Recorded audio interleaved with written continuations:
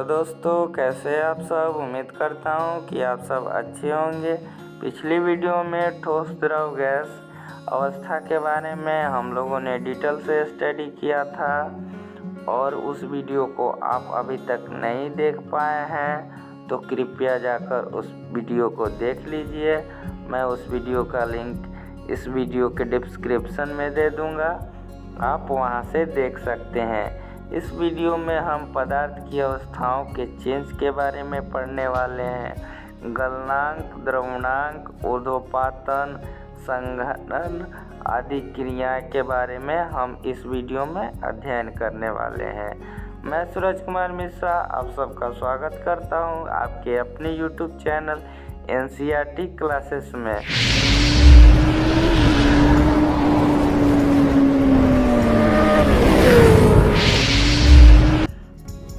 चलिए अब पढ़ते हैं। पदार्थ की अवस्थाओं में परिवर्तन, change of state of matter. जो पदार्थ हैं वो अपने अवस्थाओं में परिवर्तन करते हैं। तो पानी है पदार्थ, ये भी एक तरह का द्रव है, द्रव पदार्थ है, तरल पदार्थ है। तो पानी पदार्थ की 3 अवस्थाओं में मिलता है। ये तीनों अवस्थाओं को धारण करने वाला है। तो ये तीनों अवस्थाओं को धारण कैसे करता है? जो बर्फ होता है ये भी पानी का ही रूप है, जल का ही रूप है। तो बर्फ है ये ठोस अवस्था है और द्रव अवस्था जो है ये इसमें पानी होता है यानी तरल होता है, और जो वाष्प है इसमें ये गैस के रूप में होता है। तो क्या है, जो जल है 3 अवस्थाओं में पाया जाता है, ठोस, द्रव, गैस। ठोस यानी बर्फ, द्रव यानी पानी और गैस यानी वाष्प।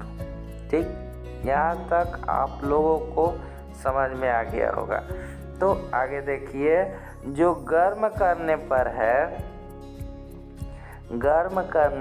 बर्फ क्या होता है, वो पानी में परिवर्तित हो जाते हैं। इसके तापमान को यदि बढ़ाया जाए, बर्फ को तापमान दिया जाए, बर्फ में तापमान दिया जाए तो वो क्या है, वो अपना चेंज करेगा किस में, अवस्था में, और वो पानी में परिवर्तित हो जाता है। ठीक, पानी में परिवर्तित हो जाएगा।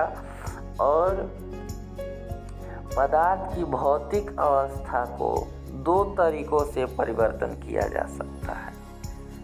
पहला परिवर्तन क्या है?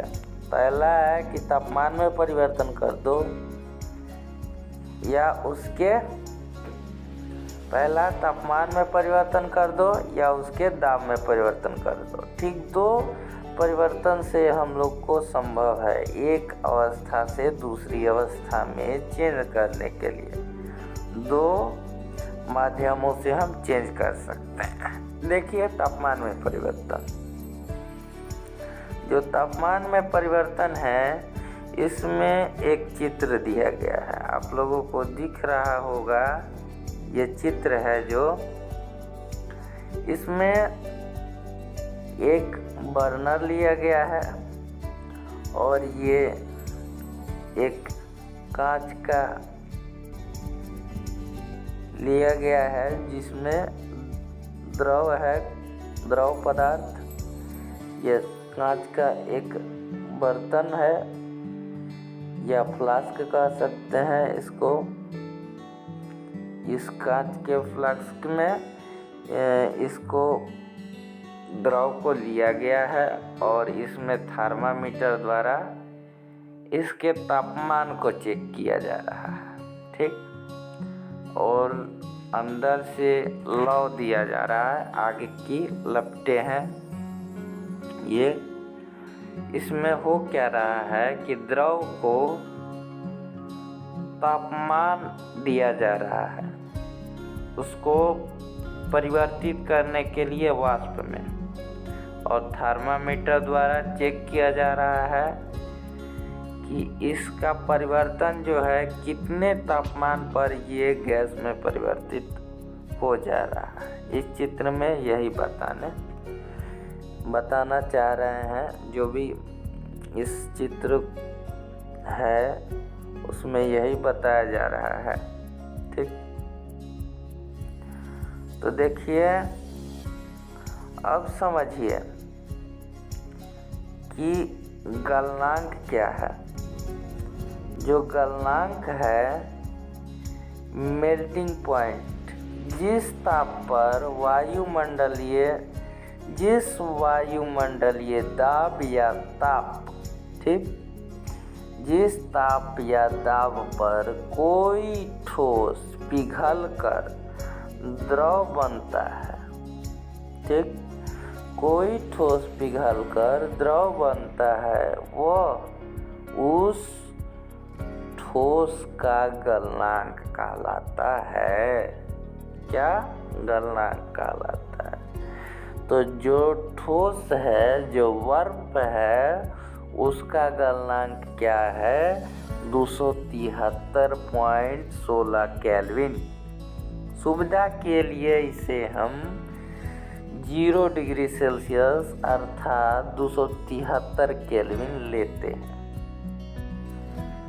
तो आप लोगों ने गलनांक को समझा होगा अच्छे तरीके से। गलनांक जो है यही इसमें है कि किसी भी ठोस पदार्थ को जिस ताप या दाब पर वो द्रव अवस्था में बदल जाता है, उसे ही उस ठोस का गलनांक कहते हैं। तो इसमें बर्फ का गलनांक जो है 0 डिग्री सेल्सियस बताया जा रहा है। जब बर्फ पिघलती है तो बर्फ का तापमान नहीं बढ़ता है। लगातार ऊष्मा प्रदान करने के बावजूद, क्योंकि संलयन की गुप्त ऊष्मा तापमान को बढ़ाने नहीं देती है। अब देखिए, इसमें जो बर्फ है वो पिघलती है, ठीक, तो बर्फ का तापमान नहीं बढ़ता है। जो बर्फ पिघल रही है तो उसका तापमान नहीं बढ़ रहा है। क्यों? क्योंकि 0 डिग्री सेल्सियस पर ही बर्फ में पाया जाता है।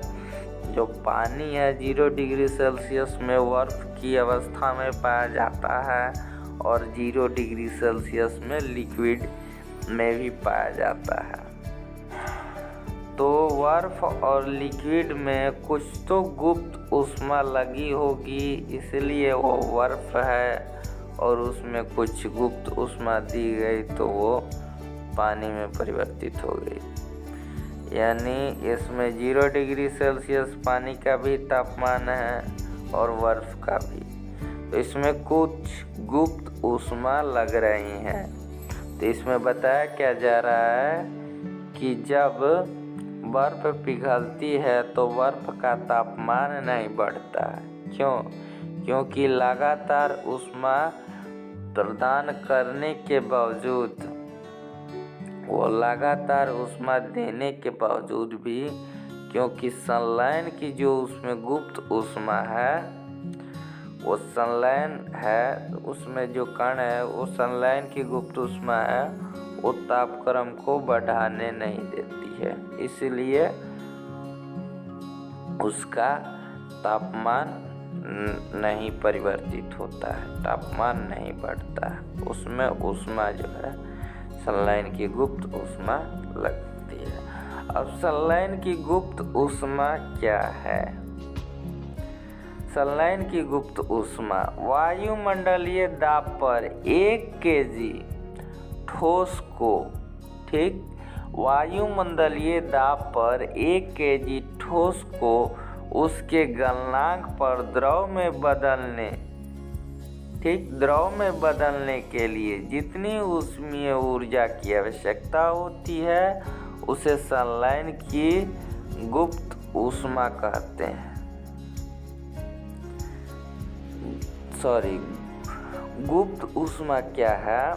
जो ऊष्मीय ऊर्जा है, जितनी ऊष्मीय ऊर्जा की आवश्यकता होती है, क्या 1 kg ठोस को वायुमंडलीय दाब पर उसको गलाया जा रहा है, तो गलाने के लिए जितनी ऊष्मीय ऊर्जा की आवश्यकता होती है, ऊर्जा इसमें बताया जा रहा है। ठीक, तो ऊर्जा है, ऊर्जा दिया जाएगा तभी ये उसके कण एक दूसरे से उनकी कणों की ऊर्जा बढ़ जाती है, और गतिज ऊर्जा बढ़ने के कारण वो क्या है, गति करने लगते हैं और द्रव में परिवर्तित हो जाते हैं। ठीक, तो क्या है, उसमें ऊष्मीय ऊर्जा की आवश्यकता होती है, उसे संलयन की गुप्त ऊष्मीय ऊर्जा कहते हैं। अतः 0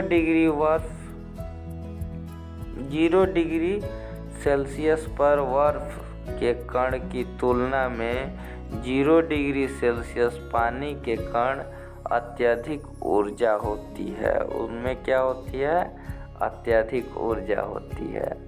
और किन में ऊर्जा कम होती है, किन के कणों में ऊर्जा कम होती है, तो 0 डिग्री के जो बर्फ है उनके कणों के बीच कम ऊर्जा होती है, और जो पानी है वो 0 डिग्री सेल्सियस पर उनकी कणों की ऊर्जा बढ़ जाती है, इसलिए वो पानी में परिवर्तित हो जाते हैं और वो गति करने लगते हैं, थोड़े इधर उधर करने लगते हैं, इसलिए पानी में परिवर्तित होते हैं। ये बात आप लोगों को अच्छी तरह से समझ में आ गई होंगी। अच्छा करता हूँ कि समझ में आई है। नहीं आई है तो कमेंट कीजिएगा, नहीं आई होगी मैं इसको फिर से बताने का प्रयास करूँगा। ठीक, आगे देखिए, जो क्वथनांक है हमारा, क्वथनांक क्या है, बॉइलिंग पॉइंट। बॉइलिंग पॉइंट जो है वायुमंडलीय दाब पर, ठीक, वायुमंडलीय दाब पर और तापमान में द्रव के तापमान में परिवर्तन किया जाए, यानी द्रव को ताप दिया जाए और वो उबलने लगे, ठीक, उबलने लगे, तो उस द्रव का वह क्वथनांक कहलाता है। इसमें लिखा गया है वायुमंडलीय दाब पर वह तापमान जिस पर द्रव उबलने लगता है इसका क्वथनांक कहलाता है। ठीक, उसका वो क्वथनांक कहलाएगा, यानी जिस भी ताप पर वह उबलने लगे वो उसका क्वथनांक है। उस द्रव का क्या है, क्वथनांक है। उसको ताप दे तो जिस भी ताप पर वो उबले उसका वो क्वथनांक है। जैसे पानी का 100 डिग्री सेल्सियस क्वथनांक है, यानी 273 केल्विन। ठीक, 273 केल्विन प्लस 273 प्लस 100 यानी 373 केल्विन। अब देखिए, इसमें एक और बात आती है कि आप लोगों को केल्विन से सेल्सियस में और सेल्सियस से केल्विन में बदलने के लिए 273 का जोड़ या घटाव करना होता है। यदि आपको केल्विन में मान चाहिए, तापमान अगर आपको केल्विन में मापना है तो वो केल्विन में मापना है तो सेल्सियस में 273 को ऐड कर दीजिए, केल्विन में आपका रिजल्ट मिल जाएगा। यदि आपको सेल्सियस में तापमान को चाहिए तो उसमें 273 को उस केल्विन से घटा दीजिए, वो आपका सेल्सियस में मान निकल आता है, जैसा कि आपने यहाँ देखा। ठीक, यदि आपको ये बात समझ में नहीं आई होगी तो कमेंट कीजिएगा, मैं फिर से इसको बताऊंगा। ठीक, आगे देखिए कि वाष्पीकरण की गुप्त ऊष्मा। वाष्पीकरण की गुप्त ऊष्मा जो है वो क्या है? क्वथनांक तो हम लोगों को इसकी जानकारी हो गई कि उबलने लगे, लेकिन वाष्पीकरण जो है, जो वाष्प में परिवर्तित होने की क्रिया है, उसे क्या कहते हैं? वाष्पीकरण। तो वाष्प में परिवर्तित होने के लिए जो उसमें गुप्त ऊष्मा लगती है उसको समझते हैं। तो क्या है, वायुमंडलीय दाब पर 1 kg द्रव को उसके क्वथनांक पर वाष्प में बदलने के लिए जितनी ऊष्मीय ऊर्जा की आवश्यकता होती है उसे वाष्पीकरण की गुप्त ऊष्मा कहते हैं। देखिए, इसमें बताया जा रहा है कि ऊष्मीय ऊर्जा की आवश्यकता है। इसमें तो न ताप को नहीं कहा जा रहा है कि ताप की आवश्यकता इसमें है ही नहीं, इसमें ऊष्मीय ऊर्जा की आवश्यकता है। इसी को ही कहते हैं गुप्त ऊष्मा। ऊष्मा यानी ऊर्जा, ठीक, ऊर्जा का ही रूप है ऊष्मा। तो जितनी ऊष्मीय ऊर्जा की आवश्यकता है उसको ही कहते हैं क्या, वाष्पीकरण की गुप्त ऊष्मा।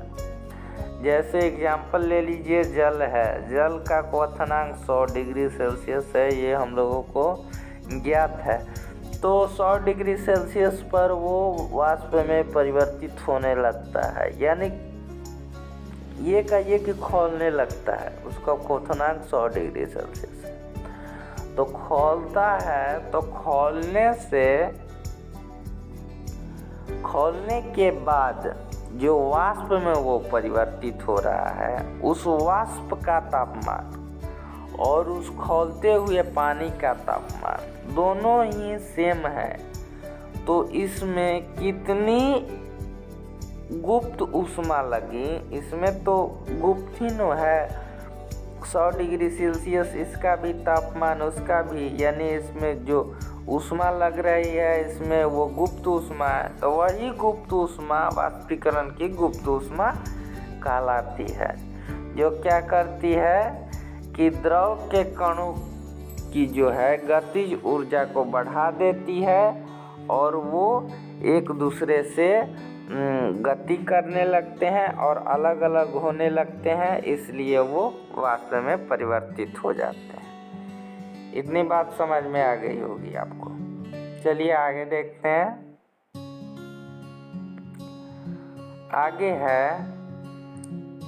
आगे इसमें दिया गया है कि जो जल है, देखिए वही एग्जाम्पल दिया गया है कि जो जल है उसको उबाला जाता है तो उसके तापमान में वृद्धि नहीं होती है, ठीक। जो उबाला जाता है तो 100 डिग्री सेल्सियस पर उबाला जाता है उसको, और उसके तापमान में वृद्धि नहीं होती है, ठीक। तापमान 100 डिग्री सेल्सियस ही रहता है। क्यों? और वो वाष्पीकरण हो जाता है। क्योंकि वो वाष्पीकरण हो जाता है तो उसमें जो गुप्त ऊष्मा लगती है वो पानी के कणों के बीच आकर्षण बल को तोड़ देती है और गतिज ऊर्जा को बढ़ा देती है। इसलिए पानी क्या है, वाष्प में परिवर्तित हो जाता है, ठीक। अतः 100 डिग्री सेल्सियस तापमान पर वाष्प के कण उसी तापमान पर पानी के कणों के अपेक्षा अधिक ऊर्जा होती है।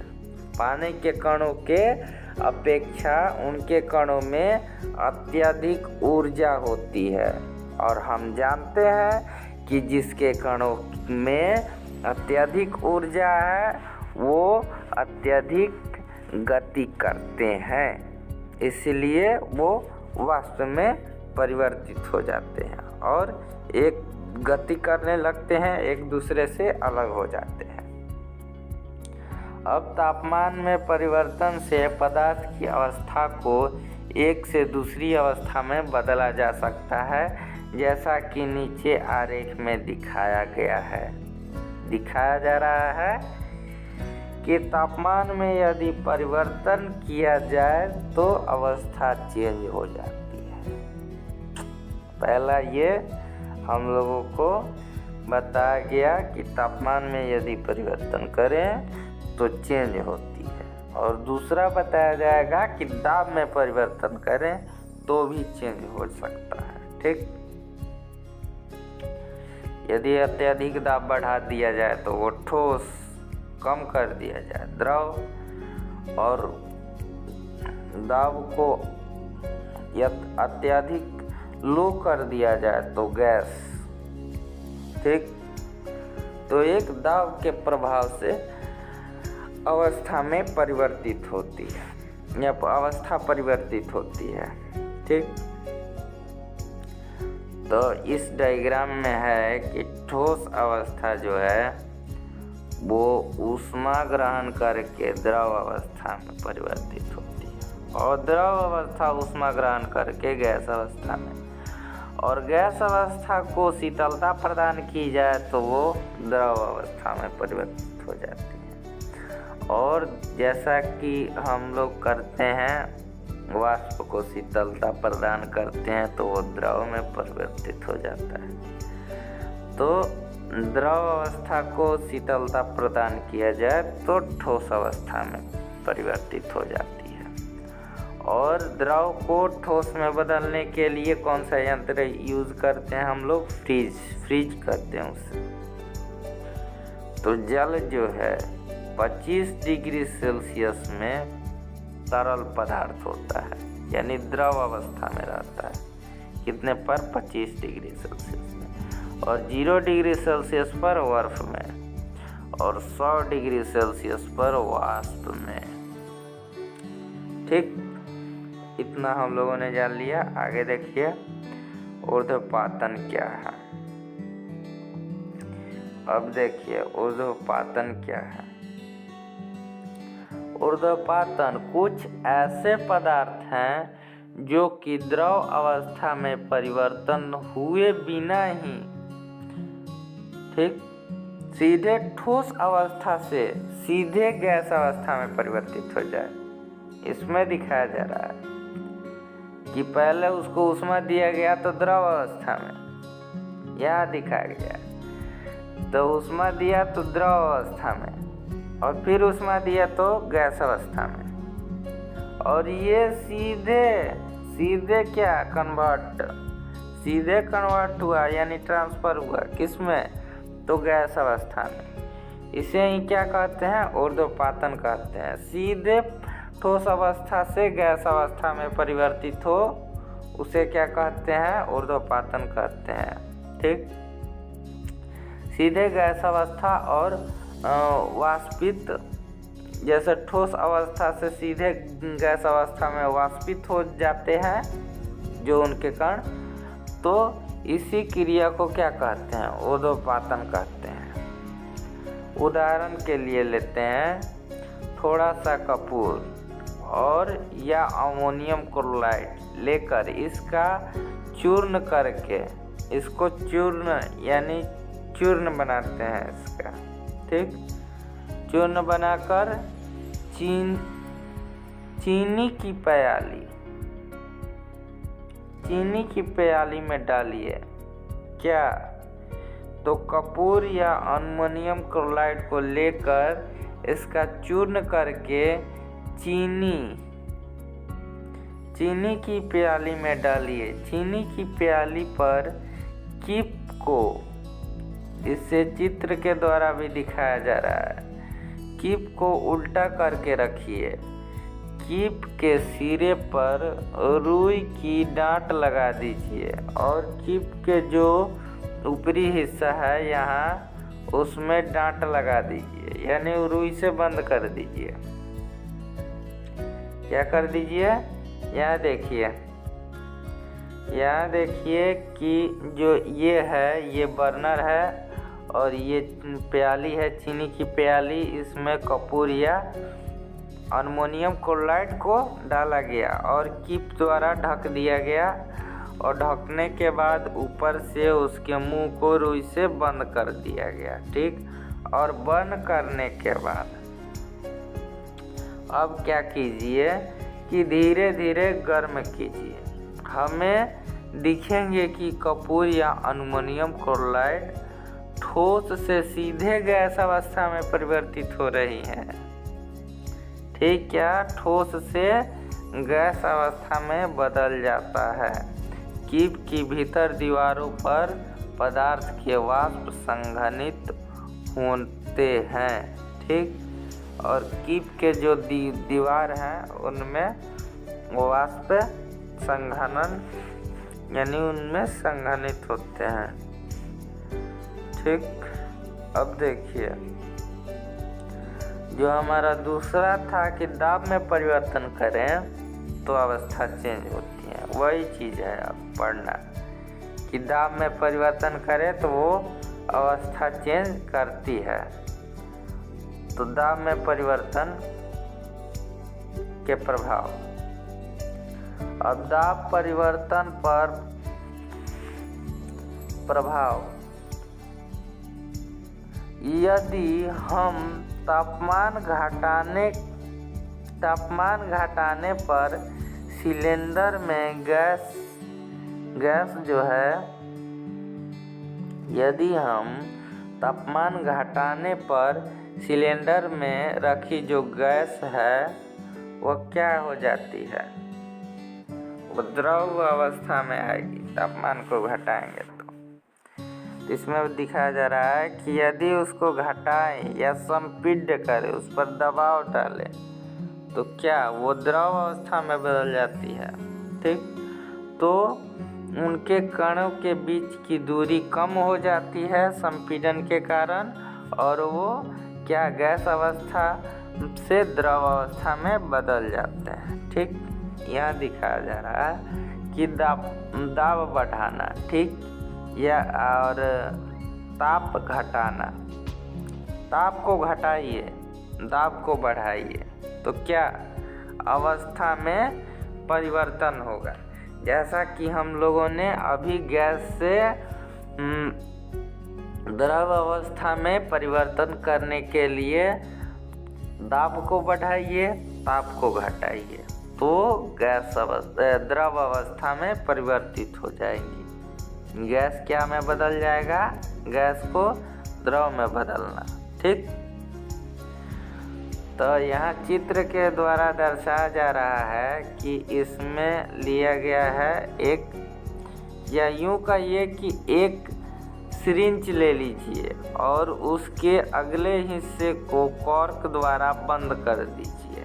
ठीक, बंद करने के बाद उसमें कुछ वायु भर लीजिए। ठीक, और उसके पिस्टन से उस पर बल लगाइए, दाब लगाइए और उसके तापमान को कम कीजिए तो क्या वो द्रव अवस्था में परिवर्तित होने लगेगा।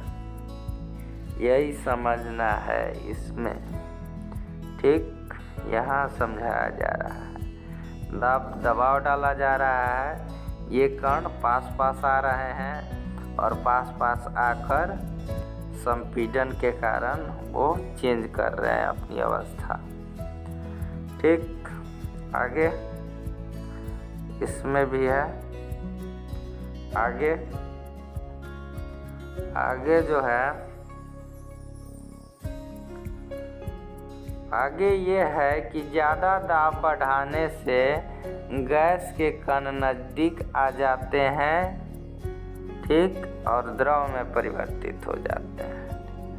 सॉलिड कार्बन डाइऑक्साइड, ठीक, ठोस कार्बन डाइऑक्साइड यानी ड्राई आइस, ये इतनी ठंडी बर्फ होती है कि इनको छू लिया जाए तो झटका लग सकता है। मतलब कि इतनी ज़्यादा ठंड होती है कि क्या बताऊँ आपको हम। तो ड्राई आइस जो है वो कार्बन डाइऑक्साइड जो ठोस रूप में रहता है उसे ही ड्राई आइस कहते हैं, को वापिस गैसीय, ठीक, गैस में बदलना है, उसको कार्बन डाइऑक्साइड में बदलना है। ठोस को कार्बन डाइऑक्साइड गैस में बदलना है, बदला जा सकता है। कैसे? बिना द्रव अवस्था में बदले गैस अवस्था में बदले। कैसे बदले? तो ठोस अवस्था से सीधे गैस अवस्था में बदलने की प्रक्रिया को क्या कहते हैं? ऊर्ध्वपातन। यानी ठोस यानी कार्बन डाइऑक्साइड, ठोस कार्बन डाइऑक्साइड का ऊर्ध्वपातन कैसे किया जा सकता है? इसके लिए दाब को घटाकर 1 एटमॉस्फेयर तक करना होगा। ठीक, और उसके बाद क्या होगा कि वो अपने अवस्था में चेंज करेंगी। क्या? ठोस से गैस अवस्था में परिवर्तित हो जाएगी। ठीक, आगे देखिए, आगे है कि दाब और तापमान के प्रभाव से पदार्थों की 3 अवस्थाओं का अंतरा रूपांतरण इस प्रकार है, वो इस प्रकार चेंज होती है। ठीक, यदि उसका दाब या ताप को चेंज किया जाता है तो वो एक अवस्था से दूसरे अवस्था में परिवर्तित हो। तो ठोस से द्रव अवस्था में परिवर्तन होने की क्रिया को क्या कहते हैं? संलयन। ठोस से द्रव अवस्था में परिवर्तन करने की क्रिया को संलयन, और द्रव से गैस अवस्था में परिवर्तन करने की क्रिया को क्या कहते हैं? वाष्पीकरण। और गैस से ठोस में परिवर्तन करने की क्रिया को क्या कहते हैं? ऊर्ध्वपातन। ठीक, और ठोस से गैस में परिवर्तन होने की क्रिया को क्या कहते हैं? ऊर्ध्वपातन। गैस से द्रव में परिवर्तन करने की क्रिया को संघनन, और द्रव से ठोस में परिवर्तन करने की क्रिया को क्या कहते हैं? जमाना। यानी जो बर्फ जमता है वो जमाना। ठीक, ये हम लोगों ने प्रक्रियाएं हैं चेंज होने की, ये समझ लिया। ये समझने के बाद आगे की वीडियो में वाष्पीकरण को समझेंगे। तो चलिए आज के लिए इतना ही। यदि आप लोगों को ये वीडियो अच्छा लगे तो लाइक कीजिए और दोस्तों में शेयर कीजिए। क्या है कि वो भी लाभ उठा सकते हैं इस वीडियो का, तो बहुत ही अच्छी बात है।